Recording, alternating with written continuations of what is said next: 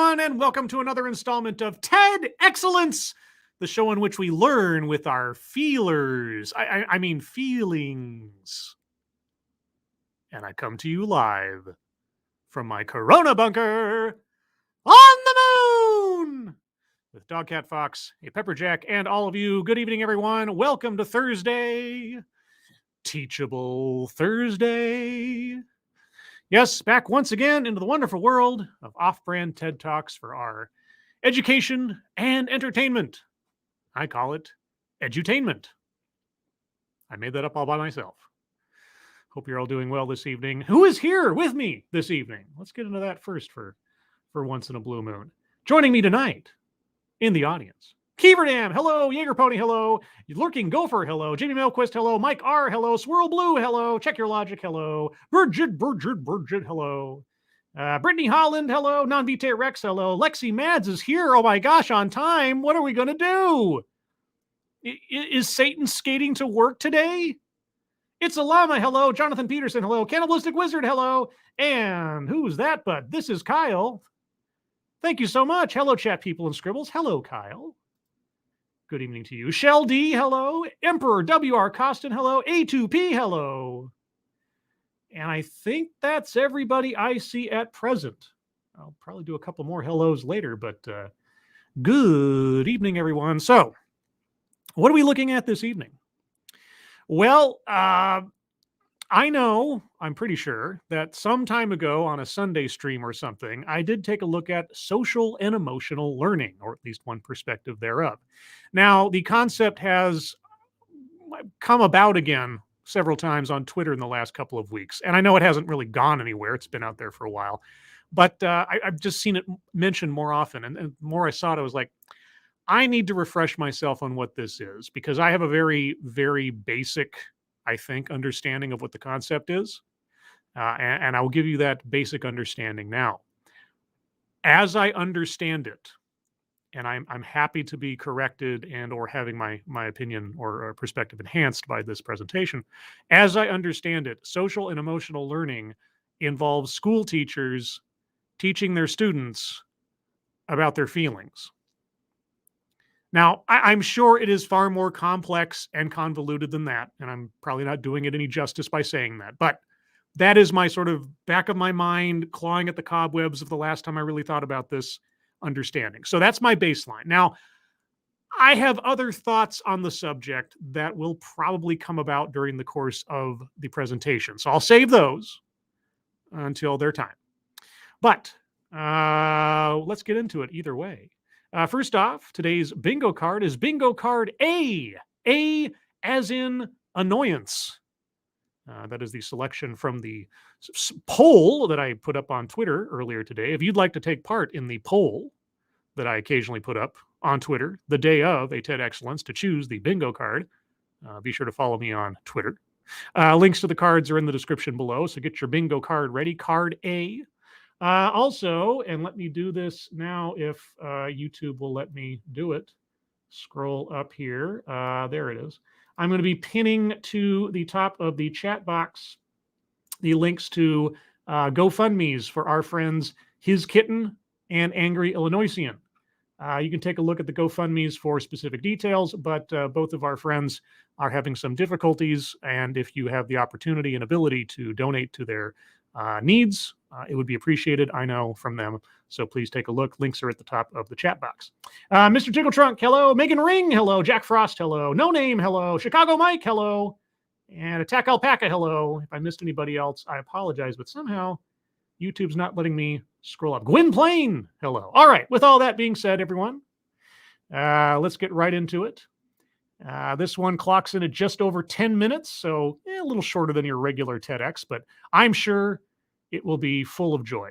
So, social and emotional learning. Tell me if you can hear this, and then we will proceed.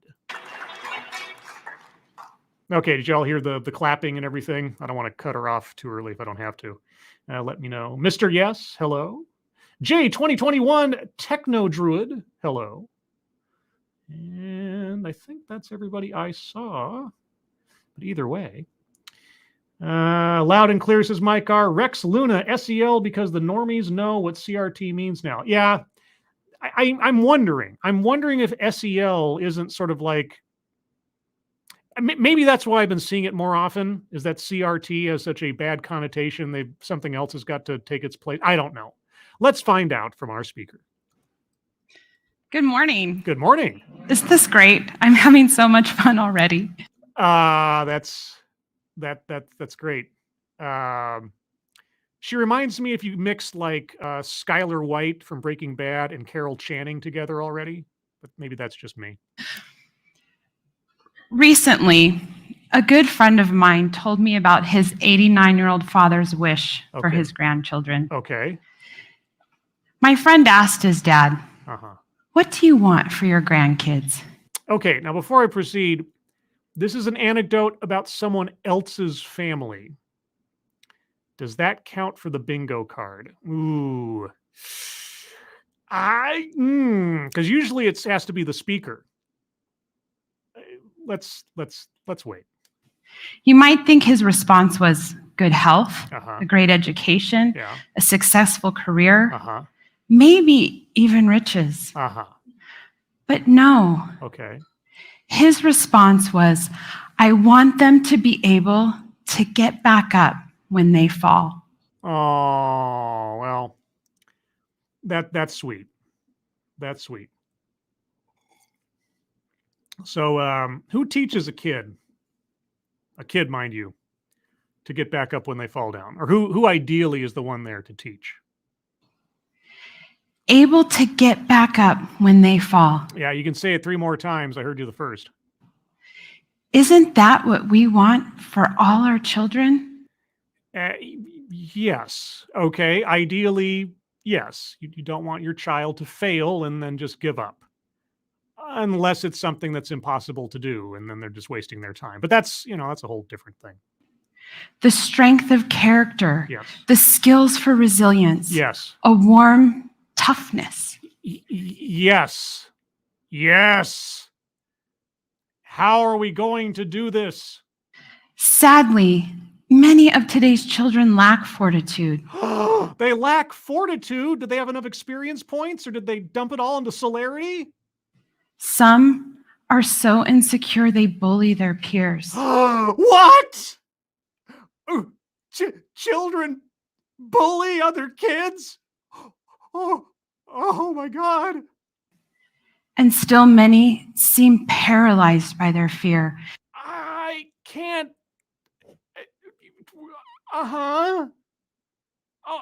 What a scourge that has befallen our children in this day and age.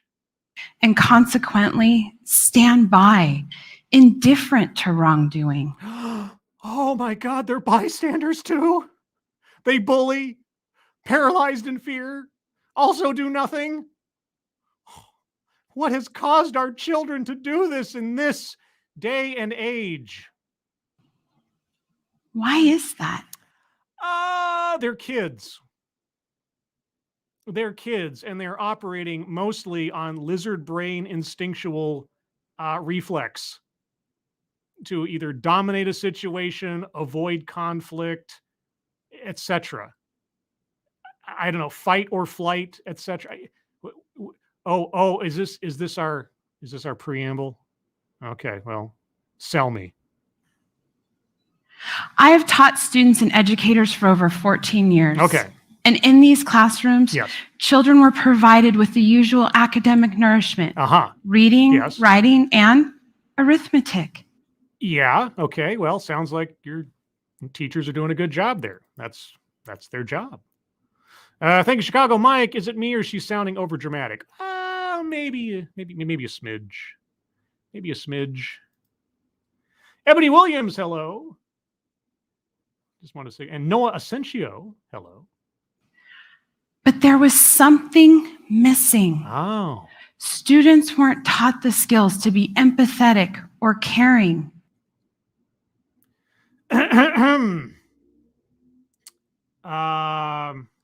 So is that, gosh, I'm trying to think. Within whose realm does that sort of responsibility usually fall within? I mean, setting aside just our natural tendency as human beings, save for sociopaths, to lean towards things like empathy and compassion and so on, setting aside those natural inclinations, where does that usually take place? Where you sort of like, I don't know, rear a child like that? There's a name for the role of the person where that usually falls. They weren't taught to manage their emotions. Manage their emotions. Manage their emotions. You know, I spent many, many, many years managing my emotions because I had anxiety disorder that I was not treating with anything. And man, I can tell you, managing my emotions in that sense, it was all I could do. It wasn't that much fun, but okay, manage their emotions. Well, okay, how are you teaching children to manage their emotions? They don't possess the conscientiousness to connect with other people. Okay, what? They don't possess the... Golly, you know, and again, you can have all types of variants from person to person, but I keep thinking that there is a category of people, usually within a child's life, with whom they make a connection at the very basic. God, what are those called again? Each time you turn on the TV or glance at comments left on internet postings, oh my God, it is horrifically obvious that we have a generation of people feeling disconnected and angry. Gosh, you know, that is so unique to this generation. You know, angry, disconnected, not sure where they fit, trying to figure life out. Gosh, you know, this is so unique. This has never happened before. I cannot wait to hear the solution to this once in a generation Halley's Comet sort of event. Some so disconnected and so angry, they turn to violence. What? Some kids turn to violence? Violence against their community and often themselves. Gosh, what juvenile delinquency and self-destructiveness? What? I can't. I do not believe this is impossible. Impossible. 77% of our nation's young people in grades 6 through 10 reported experiencing verbal abuse from a peer last year alone. Verbal abuse from a peer in grades 6 through 10? I can't believe it. That's too much. No, it can't be true. It can't be true. 80% reported experiencing abuse through social media. Oh, God. Abuse on social media. Oh. I can back this up, everyone. I was blocked, I tell you, by 2 different people yesterday because I made a snarky comment about Star Wars. I can't tell you. I cannot tell you the psychic damage it has caused me. Or other forms of technology, such as emails or texting. It's obvious. We need to teach more than reading, writing, and arithmetic. We need to reach the whole child. Okay. Just a question. Just a thought. Does your mandate as a school teacher involve you reaching, quote unquote, the whole child. Is that your realm? Is that your domain? Or do you think that is your domain? We need to provide our children with social and emotional learning. Whose children again? The skills for an effective life.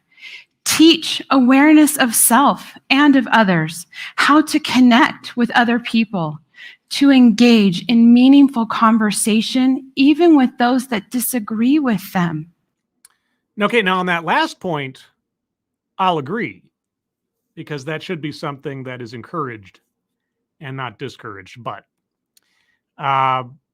is it my understanding that, and again, I'm just making a guess here, school teachers are to assume beforehand that every student in their class is an emotionally deadened and or potentially violent individual who has no self-control, no sense of empathy, compassion, interconnectedness with anyone else, that they're effectively all just little sociopaths waiting to happen. Is that the perspective that you are promoting people take towards school children if they happen to be a school teacher?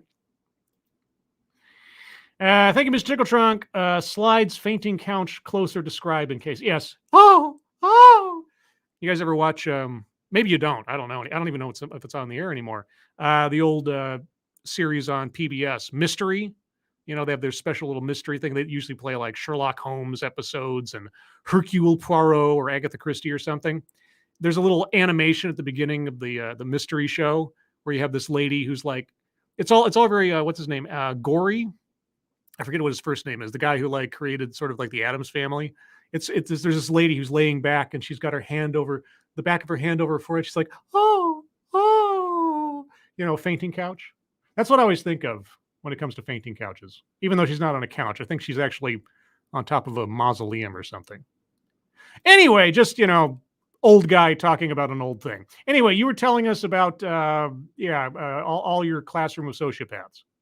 To make responsible decisions. Yes. And follow through with those decisions. Yeah. In recent years, psychologists and other mental health professionals have warned us that we are in danger of creating a nation of victims by imposing anti-bullying rules. So what? To prevent our students from saying hurtful things to one another? That seems to be the through line. Yeah. I mean, don't get me wrong. There shouldn't be any school that promotes bullying, but unfortunately, bullying is a thing that's going to happen. You talked earlier about resilience. Yeah, well, teaching kids to not, sticks and stones, right? But that's not what we're teaching kids. We're teaching kids that when you get your feelings hurt, that is paramount over any actual harm done. Hurt feelings are in and of themselves a crime worth punishing. That's the problem. Right? You're lessening resilience when you make feelings something that someone cannot take responsibility for themselves. All right? That's the deal. But I'm starting to get mixed messages here. Yeah, creating a generation of victims. Yeah, it is a little bit. Instead, children need to be taught social and emotional skills so that they have the strength and the know-how to end the bullying cycle. Again, kids are going to get bullied. In one way, shape, or form, it is going to happen. It is human nature. It is young people who are trying to find their way in the world. And sometimes that takes a lousy turn. You have to teach your kids to stand up to the bully, walk away, sticks and stones, etc. That's how you build resiliency. Okay. Now, discouraging bullying, perfectly fine. Trying to find other ways of settling disagreements and so on and so forth, perfectly fine. Reporting physical abuse, absolutely perfectly fine. but you are not going to prevent bullying. And the more that you try to micromanage kids and run around paranoid about any kid who looks at another kid funny is a potential bully. But that aside, again, whose responsibility is this stuff? There is strength in caring. Yes, there is. We all learn this from True Heart Bear. Social and emotional learning is a movement spreading across our nation. A movement, you say? Interesting choice of word. In our elementary schools to our universities, it's even found in our corporate world. What? As a case in point, in our school district, yes, my colleagues and I worked with Mrs. Biggs, a third grade teacher, to implement social and emotional learning, or SEL. We began with a morning ritual in which we asked the children to sit in a circle. A ritual with having people get into a circle, okay? To meet. They would talk about what they did last night, what they look forward to, academic accomplishments, even thoughts weighing on their mind. Okay. Sounds like team meetings in a corporate space. It was like a gathering. It was like a gathering? Putting a bunch of kids in a circle and talking with each other? It was like a gathering? At the dinner table. Oh, at the dinner table. Oh, it's, gosh, wait. Who else is usually at the dinner table? Once the children practiced and understood the purpose behind these meetings, Mrs. Biggs was able to use this structure when the children experienced academic stress or struggles with their peers. Okay. As you can imagine, this was an extremely powerful process. Oh, I can imagine quite a bit. 8 and 9-year-olds learning and practicing how to work together to solve social problems. What an amazing thing. Gosh, this never happened for me when I was a kid. I can't imagine. How did I ever survive without this movement? How did our speaker? Or academic struggles. Learning and practicing to express empathy and respectfully disagree with one another. It's so amazing. That's obviously the only place in which such a thing could occur. Man, thank goodness you were there to do this for these kids. There's obviously no one else in their life that might have such a role. Thank you, Chicago Mike. How about sitting in a circle and playing Duck, Duck, Goose? No. This 9-year-olds, third graders, whatever.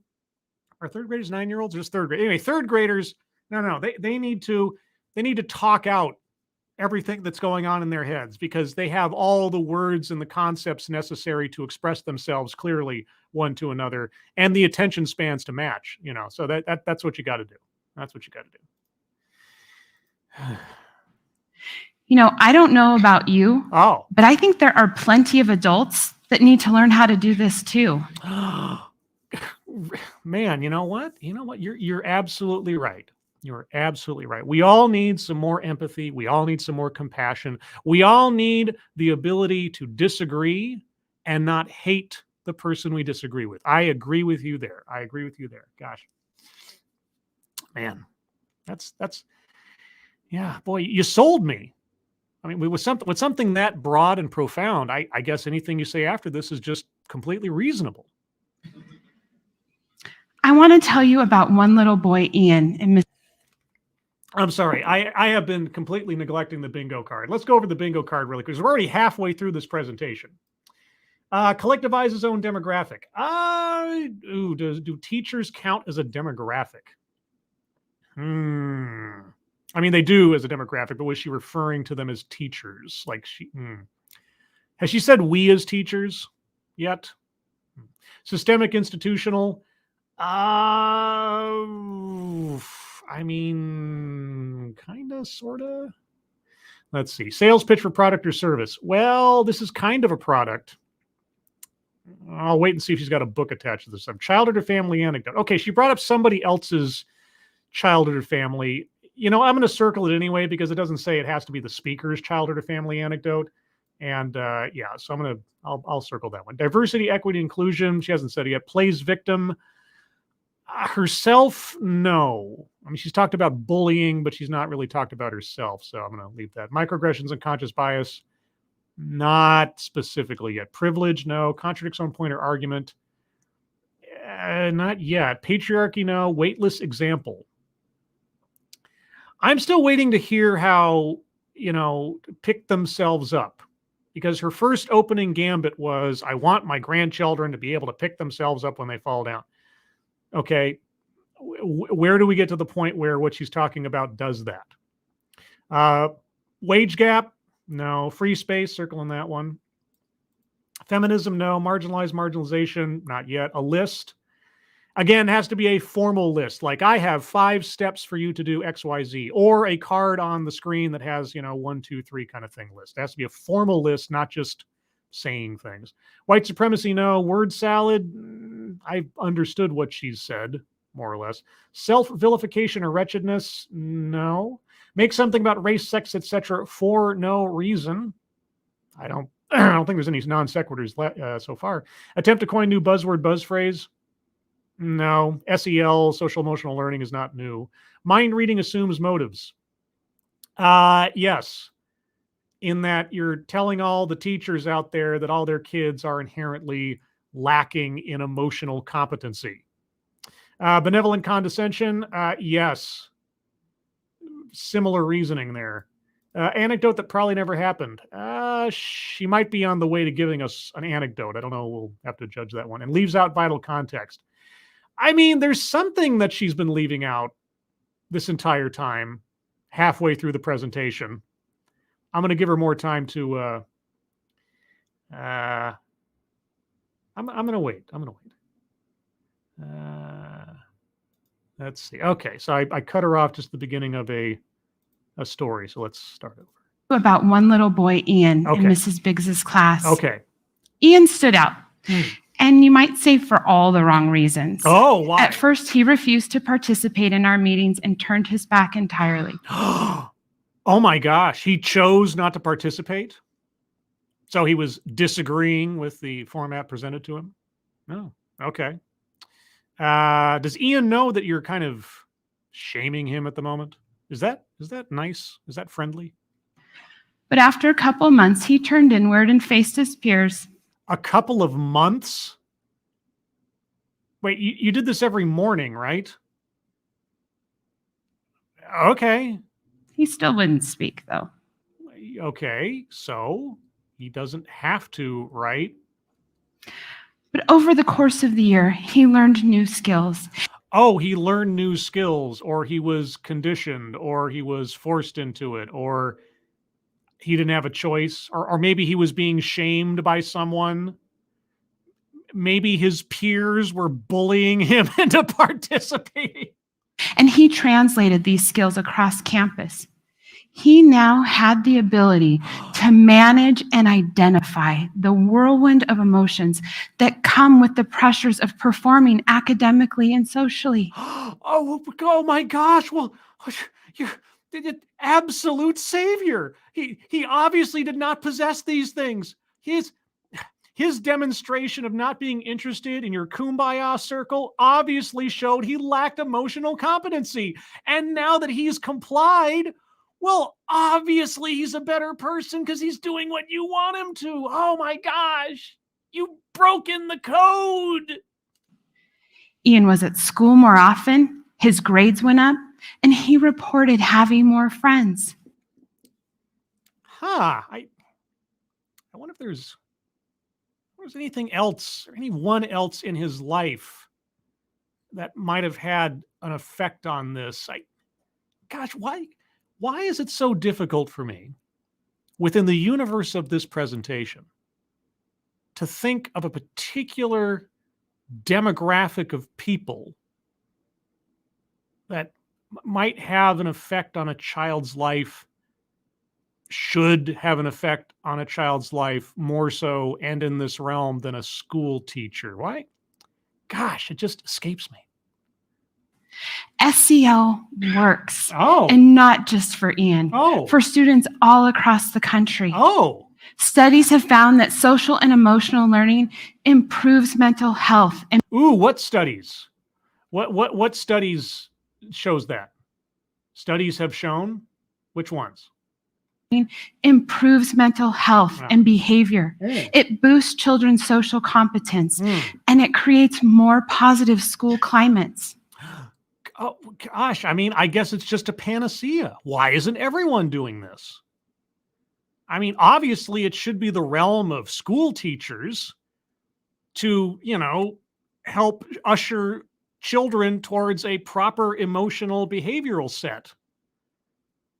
Yeah, gosh, does Mrs. Biggs have a degree in child psychology by any chance?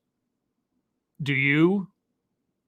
And if so, how much of that is actually, I don't know, that prevalent in your life if you're also supposed to be a school teacher? All good things. Yes, they are all good things. But the real surprise came when the researchers at Loyola University in Chicago did an analysis of 213 studies looking at SEL implementation. Ooh, 213 studies looking at SEL implementation. Okay, well, gosh. All right, they looked at 213 studies. What was their criteria for selecting these studies? Okay, so they studied studies, and? They found that students who received direct SEL instruction gained an average of 11 percentile points on their standardized academic achievement test compared to peers who didn't take part. Oh my gosh. Wow. Wow, that's all credited to SEL? Wow. It's amazing. Let me repeat that. Students who received direct SEL instruction gained an average of 11 percentile points on their standardized academic achievement tests. Oh my God, it's doubly as impressive the second time you said it. Wow. Thank you, Zero Depressive.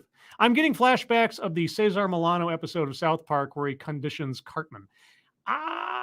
Is that the guy who like trains the dogs? Or am I? Yeah, I'm such an old fogey now. Some of these pop culture references just are on the periphery of my knowledge. Okay. All right. So the SEL movement all by itself has improved test scores by 11 percentile points. Wow. Okay.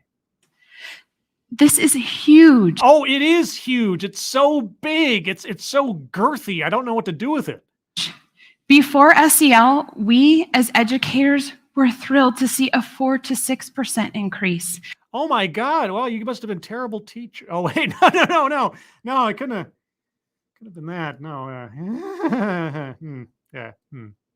And what's more, these schools reported reduced conduct issues in children with emotional distress. Wow, gosh. I got a question, and I know this is way, way out there. The same schools that implemented social emotional learning, the same schools that put feels above reals in so many ways, shapes, and forms, there weren't any, I don't know, other factors perhaps possibly involved in these improvements in test scores, like maybe the lowering or the insulating of standards of testing, or how you sort of evaluated someone's academic performance. You wouldn't want to encourage negative emotions by, having too strict a fail state. Or I'm sure it's just the SEL and nothing else in these schools that can that these improvements in test scores could be attributed to. I'm sure it's nothing else. There's nothing. SEL is great, everyone. Their students were less likely to experience depression, engage in drug use, or even contemplate suicide. Wow. Are these things that school teachers often quiz their students on? I mean, I guess I just have to take your word for it. One of the most important skills taught through social and emotional learning is the ability to connect with other people. Oh, well, gosh, I am so glad that there is some method out there, something that teaches kids how to connect with other people. Because, before SEL, there was no way of doing it. And no one there to guide children towards those ends. And no, there was no sort of inherent sort of social structure that most children, fingers crossed, have in their, early years that would help facilitate that same skill. Obviously those things do not exist for children. Let's be honest. Oh, please. Could we be? You work harder for those to whom you feel connected. Yeah, I guess that's probably true. If only I knew how to do that. No one ever taught me. SEL wasn't around when I was a kid. I don't know what to do. You are more likely to show up to school or to work and do your best when you feel connected to the people who are there. Gosh, I didn't really go to school in order to please the people at the school. I didn't really try to do my best in order to make anybody else at the school happy. I didn't really. There was some other force at my back. God, what was that? I keep seeing like a shape, a figure, almost, I don't know, an entity, sort of nudging me along with some kind of positive reinforcement or negative reinforcement, who ultimately wanted me to do my best and encouraged me. And God, what am I thinking of? Studies have found that school dropouts cite one of the major reasons they leave is they didn't feel they had a meaningful connection with anyone in their building. Oh, is that why they dropped out? There's no other problems in their life that could be attributed to the thing I can't think of right now?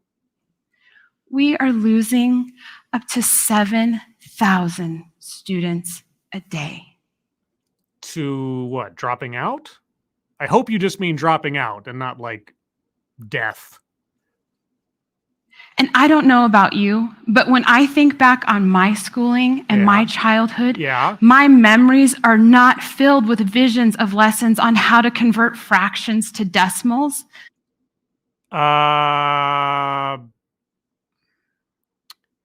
Okay. They're tied to people. How? How could they be tied to people? No one taught you how to connect with people. There was no social emotional learning when you were a kid. To social connections. How? Like the time Tommy stuck a huge wad of gum in my hair and so sweetly but so unsuccessfully tried to help me get it out. Well, I mean, maybe he did that because he liked you. No, wait. Tommy couldn't have liked you because Tommy didn't know how to connect with other people. So was he bullying you? But then he helped you try to get it out. So I'm confused. That is one haircut I will never forget, I assure you. Okay. But my point is, I bet your memories of your schooling at any age are tied to social connections. Obviously, they can't be. I wasn't put under any kind of social emotional learning in my classrooms. My teachers didn't push that kind of teaching. I have absolutely no memories of connecting with people in school. How could I? How could I? I was just one more sociopath running around, not able to manage my emotions, having no connections with anyone else. I didn't have those. How could I possibly have those memories without SEL? And they should be. Schools should be social places, and learning should be a social process. It depends on what we're talking about. Oh my God. See, she's not wrong. But she's talking as though, I don't know, these things just don't happen of their own accord most of the time. No, sorry, I'm obviously I don't know what I'm talking about. We need to provide our children with social nourishment. Our children, with social nourishment. Gosh. Well, I'm glad that you're there to do this. I'm glad that there are school teachers there to do this. When obviously no one else could, should, or would do such a thing. Thank you, Chicago Mike. Wasn't Tommy blind and deaf, pinball wizard? Tommy, can you hear me? Yeah, well, there's that too. There was that too. Not just academic nurturing. Oh, not just academic. Yeah, I mean, academics in school. And obviously, when I was growing up, that's all that happened in school was only academic nurturing. There was no socialization. There was no sense of connection with the teachers. She didn't care about the quality of her kids' lives or anything. It was just machine process conveyor belt academics when I was a kid. That's all it was. All it was. And through SEL, we are creating socially and emotionally stronger students. Are we, though? Boy, my pause game. Who excel, not just in academics, but in communication, perseverance, grit, empathy. Grit. I've heard recently that grit is a no-no word. And caring. Oh, caring, yeah. I want to go back to the wonderful grandpa at the beginning. Oh, wait, was that grandpa? Grandpa. Huh. His priority for his grandkids. His grandkids? Wasn't a great education or a successful career. That sounds a little odd, though, doesn't it? It wasn't even good health. That's also kind of weird. His wish for his grandkids is that they would have the strength to get back up each and every time they fall. We now can give every child that ability. Really? Every child can get that ability? Every child? Wow, social emotional learning. Dang, that's amazing. How? Social and emotional learning can provide every person with the skills to flourish and fulfill their life's potential. Oh my God. I mean, before this moment, obviously, as history has taught us, human beings have no ability to fulfill their life's potential.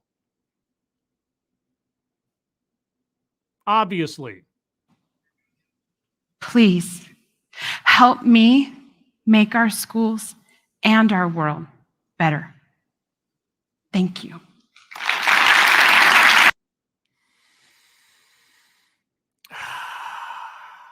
Wow, I'm impressed. I am very, very impressed. I will tell you why I'm impressed in a moment. Thank you again, Zero Depressive. Ooh, this is the hug box theory. I mean, well, obviously, this method is the greatest achievement in the history of mankind, that it can cure, an absence of self-confidence. I mean, that's basically what she was going after, right? Having self-confidence or the lack thereof. This is what social and emotional learning will provide that nothing before it would have provided. Nothing. Nothing, guys. And no one. Nothing and no one. That's the other part I got to address. The no one part. Tell you what, there's a gold star I will stick to your forehead for the first person in the chat that can give me the word or the concept of which she never mentioned in the course of this. What did she never mention? What's something that I have repeatedly had to bring up? Megan Ring, you are this episode's winner. Megan Ring got it. And so did several other people. Yes, indeed. I would accept family as well. But yeah, parents, their own family, their own siblings, if they have any, their own friends in the neighborhood, etc. I mean, I was kind of amazed at the beginning. I thought, oh, she brought up a grandfather at the beginning. Okay, well, then maybe I'll be wrong. But she had to use someone else's grandpa who sounded like he really didn't have his priorities straight. But either way, yeah, never mentioned parents, never mentioned family, never mentioned anything else in a kid's life that might teach them connections or how to manage their emotions, or anyone else in their life who might guide them through these difficulties or help them in their woes and their triumphs. That was amazing, wasn't it? Also a little disturbing. Anyway, let's go to the bingo card. I'm going to go over it one more time by myself. If there are squares left afterwards that you have arguments for why they should be circled, let me know, but hold on to those for a moment. Collectivizes own demographic. I'm going to circle it because she was speaking to teachers, we as educators, etc. That happened at least once. Excuse me. Systemic institutional.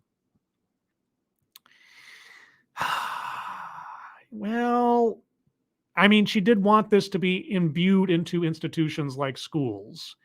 I might be stretching it too much there. I might be. Okay, if I'm not, you guys tell me in a moment, but I might be. Sales pitch for product or service. Well, okay. SEL is a teaching style, let's say, or method. Does that constitute a product or a service? I'm going to say yes, because as she said, it's a movement and there are books and consultations and everything else attached to it as a result of this. So I might be slightly on edge, but I'm going to say yes. Thank you, Poker Piers. Caught it late. Going to catch up. Hope all is well. Thank you, Poker. Hope all is well with you. And you'll have to tell us what you think when you get to the end of it. Diversity, equity, and inclusion. Nope, she never brought that up. Strangely enough. Plays victim. Did she play the victim? No. When she did start talking about herself, she just talked about my memories are attached to people. Like, how is that possible? Okay. Microaggressions, unconscious bias. She talked about bullying, but that's not really a microaggression. That's kind of pretty obvious. So no. Privilege. No. Contradicts own point or argument. I'm gonna sit on that for a second. Patriarchy, no. Weightless example. The grandpa thing.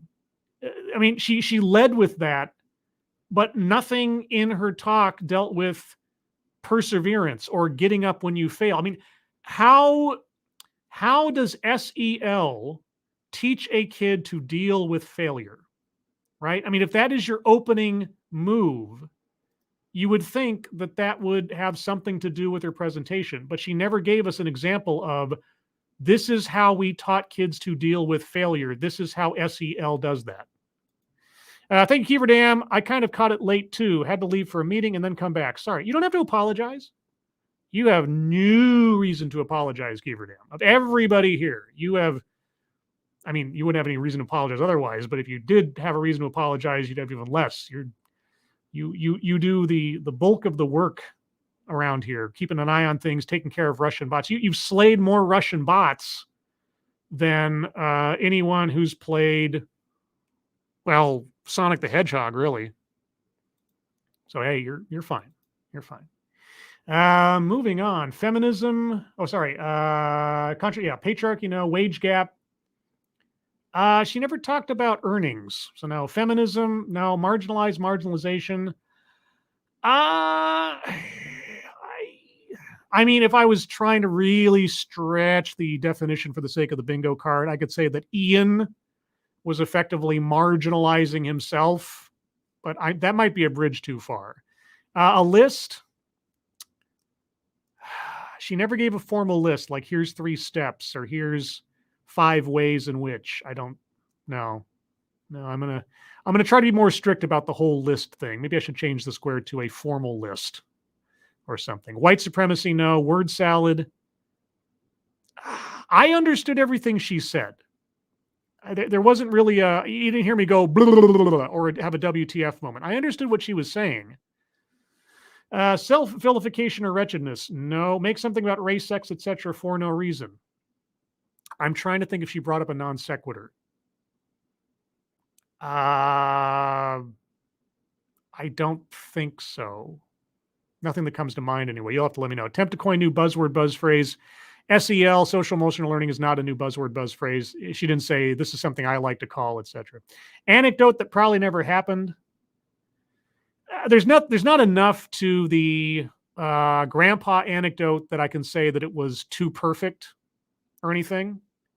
And also the fact that it actually didn't apply at all to anything that she presented actually also doesn't make it sound crafted.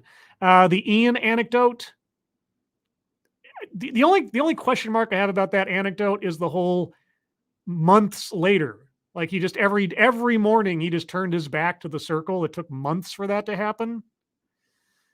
But did Ian become this perfect student overnight because of SEL?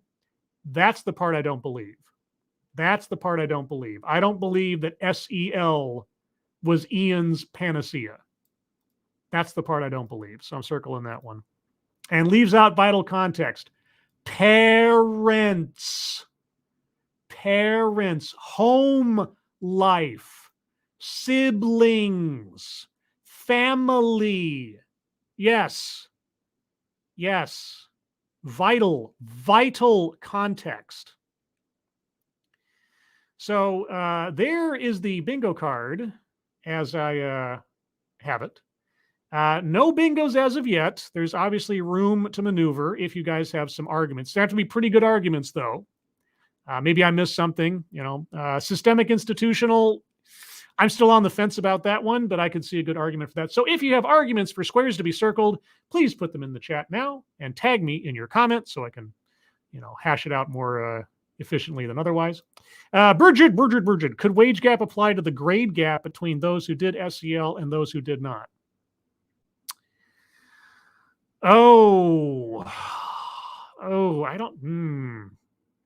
Wage gap, grade gap. That's. I don't know. Do I craft or customize certain squares for the subject matter in the presentation? I don't know. That might be a bridge too far. I'll leave it up to the rest of the chat, or expand on your argument, or somebody else back up Bridget with that. If you honestly, not just to do so, but because you agree with it. Thank you, Lexi Mads. On my walk, so someone hit subscribe with my argument for systemic institutional when he looks, please. You could just put it in the. Okay, now I got to scroll up. Lexi Mads, this is totally systemic. She's blaming the system for letting kids down. Ooh, I like that. I like that. Okay, you got me. Lexi Mads, you got me. All right. Good one. Yes, the reverse, the bas relief argument. The absence of something also denotes its presence. I like it. I like it. Jamie Milquist, she wants to change the entire school system, implies there's a systemic problem. Yes, okay. Yep, we got it. Good job. Bridget, it's not exactly a wage, but it's the currency of a school. You know what? You know what? Okay. You got me. That's a good one. I'll take that. Just for humor's sake. You made me laugh. Out of all that, which I was not having a good time listening to that lady. So you got me. I'll accept that. That's a good one. Let's see. Peter Silak Hades 313 beat me to it. Are you looking for a dominatrix or something, Peter? Is that? Sorry. I don't know where my mind was at. Eric Peters, wait, SEL isn't new? It's not. No, not really. Because here's the thing, guys. What I didn't tell you, if you can believe it, this talk was from 2018. Everything she was talking about there is at least 4 years old now. Now, why did I pick something from 4 years ago? Well, first and foremost, there are actually very few TEDx's that deal with the subject directly of social emotional learning. And this was the one that was most blatant because that was the title of the presentation. Also, sort of in the mind frame of when I did the 2010 Critical Race Theory Odyssey and getting the perspective on critical race theory long before it became a mainstream talking point.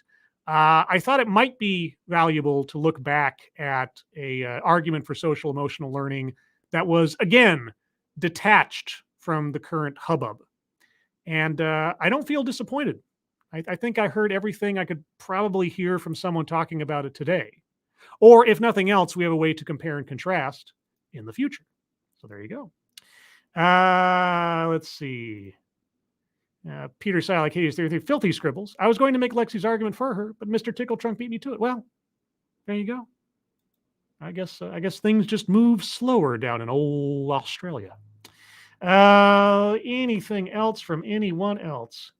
Eric Peters, SEL, no, SEL isn't a buzzword. No, it's unfortunately no. Yeah, this is not a new concept. This is not something that our speaker came up with. This is totally old school at this point. Let's see. P Square Peon just now popping in. She isn't wrong? ? Being socially competent and emotionally competent are important, but I feel I missed a ton. We'll probably rewatch tomorrow. That's the thing. She's not wrong in the importance of being able to socialize and being able to, recognize in yourself and in others emotional and be emotionally. None of those things are wrong. My question is, why do school teachers somehow are the only ones to possess the knowledge and the ability to impart these things onto children? That is the major point on which I diverge with the arguments I've heard thus far. And they haven't been that many, but every one that I've heard has been pretty much the same on social emotional learning. That somehow a child's emotional and social competency is the responsibility, and they can only be addressed by school teachers or the school system. In almost every case, and you saw it here. I did not watch this ahead of time. I did not know what she was going to say, but I'm not at all surprised that at no point in the course of her presentation did she ever once mention the word parent. Never once mention the concept of home life or family. It was all on the shoulders of the teachers to do this very important work. Otherwise, children would just not possess these things. That's the creepy part. That's the cultish part of it. That only the school teachers know how best to impart emotional intelligence onto children. Let's see. Jaeger Pony plays victim on behalf of the children. The system doesn't care about them. Oh, but so by extension, you're saying she's sort of the representational avatar of the subject?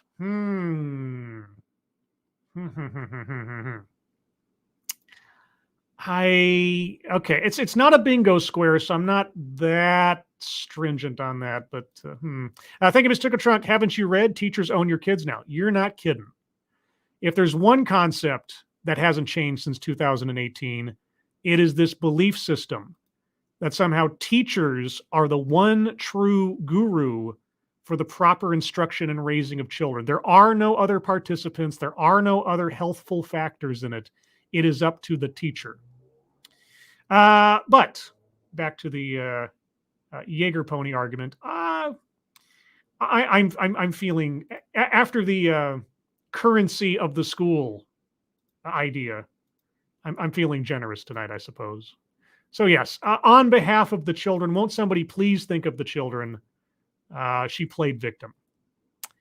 Are there any other arguments for squares to be circled? Because there's no new buzzword or buzz phrase here, so we're not going to get a bingo out of that one.